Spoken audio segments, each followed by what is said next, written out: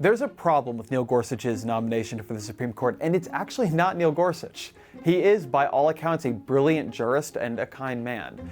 But he is an extremely conservative judge at a moment when an extremely conservative judge makes a mockery of the popular will. Look, this is a time, if ever there was one, for a compromise nominee. And Gorsuch just isn't a compromise nominee. Republicans, they don't need to nominate a liberal.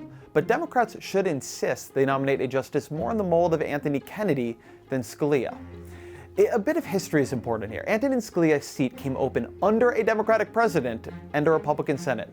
This should have led to a centrist nominee, and President Barack Obama, to his credit, tried to offer one. Merrick Garland, who had previously been suggested for the court by Republican Senator Orrin Hatch. Republicans, it's important to note, did not oppose Garland.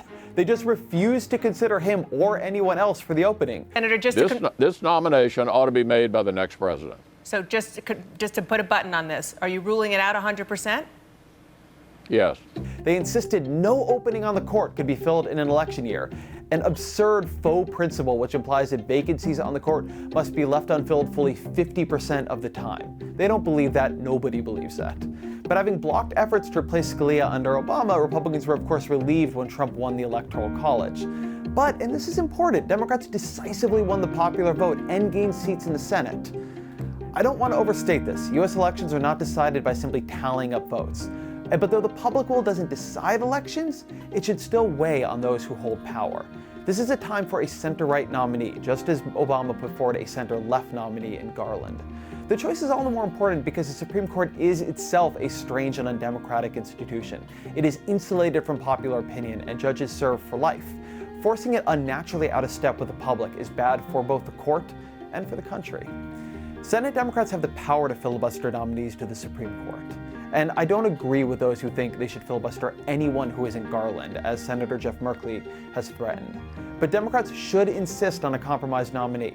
It'd be wise of them actually to offer a realistic list of more centrist candidates, center-right candidates, and use a filibuster to give their position teeth. It's true that Republicans could eliminate the filibuster with only 51 votes, but it's actually not clear why that's relevant.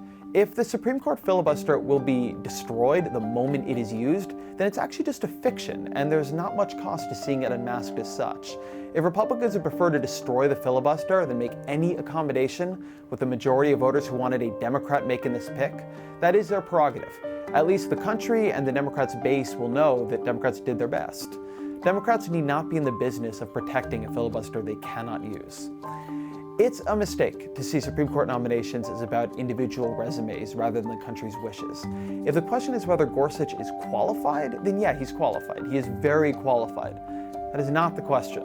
The question is whether Gorsuch should be on the court, whether he is the right pick for this moment and for the decades in which he's likely to serve. And he is not.